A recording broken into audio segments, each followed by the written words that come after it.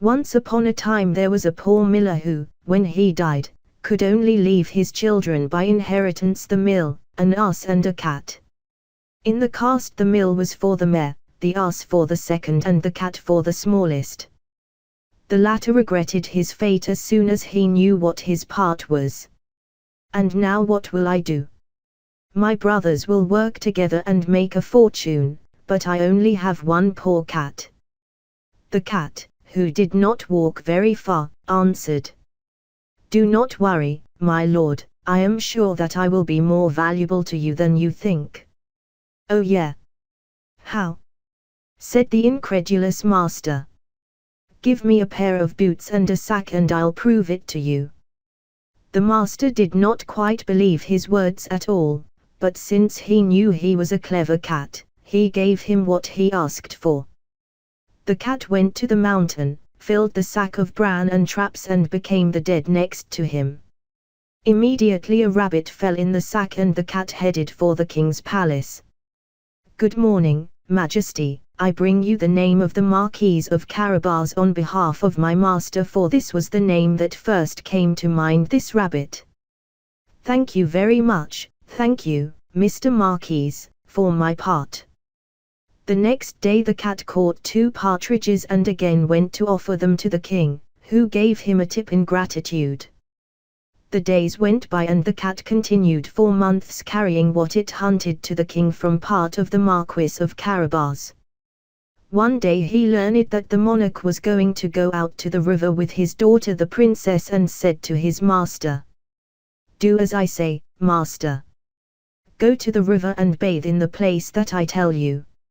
I'll take care of the rest." The master ignored him, and as the king's chariot passed by the river, the cat began to scream, saying that the Marquis was drowning. When he saw him, the king ordered his guards to save him, and the cat took the opportunity to tell the king that some outlaws had stolen the Marquis's clothes while he bathed. The king, in gratefulness for the gifts he had received from his side, quickly ordered them to wear his most beautiful clothing. With him, the Marquis was especially handsome, and the princess soon became aware of it. So the king invited him into his carriage for a ride. The cat stood in front of them, and as soon as he saw a pair of peasants mowing, ran to them. "Good people, if you do not tell the king that the meadow that you are reaping belongs to Mr. Marquis de Carabas, they will make you minced meat like cake." The peasants paid attention, and when the king passed by them and asked who the meadow was, they answered that of the Marquis of Carabas. They walked on and crossed paths with another pair of peasants to whom the cat approached.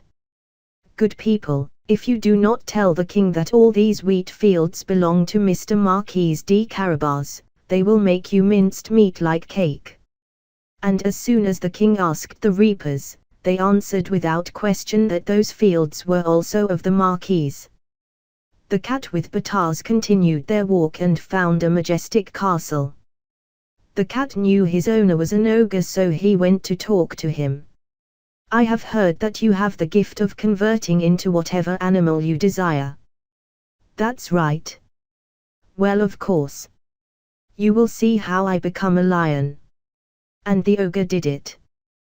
The poor cat was very frightened, but he went ahead with his deft plan. "I see you're right. But surely you will not be able to turn into a very small animal like a mouse." "Oh no. Look at this." The ogre fulfilled his word and became a mouse, but then the cat was faster, he caught it from a claw and ate it. Thus, when the king and Marquis arrived at the castle, there was no trace of the ogre, and the cat could say that they were in the magnificent castle of the Marquis of Carabas. The king was fascinated by so much splendor and ended up thinking that it was the perfect candidate to marry his daughter.